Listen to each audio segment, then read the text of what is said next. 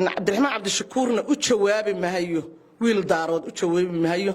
قبلها دارود وبيش السد وقويق الجلجدود الدقمة عابد أقبل وجوابي هي أنا دول بهنتي وجرج النجي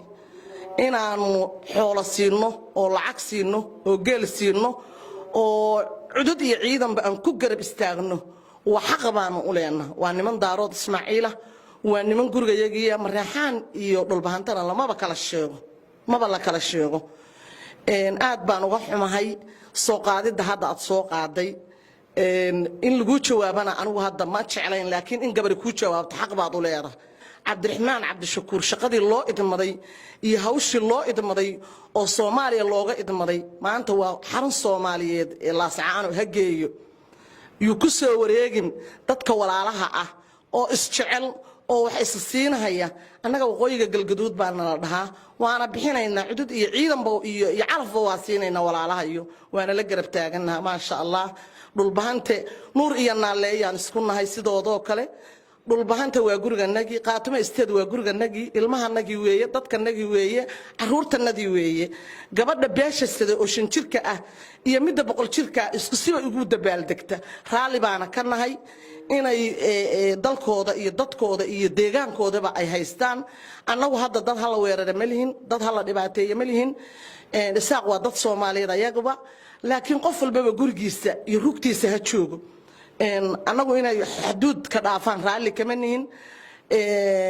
qaatuma isteed waxaanu raali ka nahay inay xoreysato dalkeeda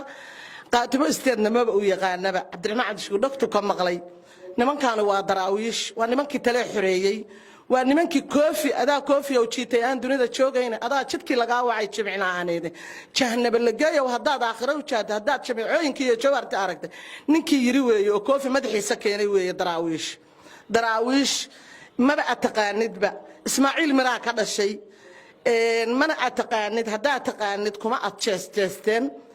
daaroodna waa walaal waa hilbo isle waa dad wada dhashay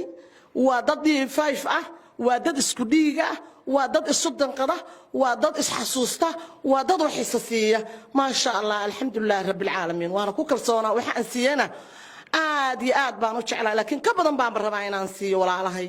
soona dhawow Cabdiraxmaan dibna laguma qabo laakiin daarood waa hal fara weeye daarood waa guriganagi waa rugtanagi waa raaskanagi annagana sidaaba nala dhahaayo annaga curad ah ma sha Allah inaanu daadahayno wadno u durbaan tugno xaq baanu u leenahay ma sha Allah kariim Cabdiraxmaan marka wixii lagaaga baahnaa iyo wixii Soomaalinimo ahaa iyo wixii Soomaalinimo aad ku taraysid geel laascaanood baa kaaga baahan warka aad mulmulqinaysid iyo warka sariiraha hoostooda aad ka leedahay annagu hadda dib uma aragno laakiin se waxaan ku jawaabaya waa un gabar wiil ku jawaabi maayo daarood ismaa anaga reesc waa walaalahayo waa garabkayagii midig waa D5 waa daarood Ismaaciil waa guryahanagi anaga reesc iyo reer qaatumo inta hadda u arurnay ka badan baanu arurinaa insha Allah hadii Ilaahay idmo tan wax yar bay ahayd laakiin ka badan baanu arurinaynaa markastana waa garab taaganaha D5 waa garab taaganaha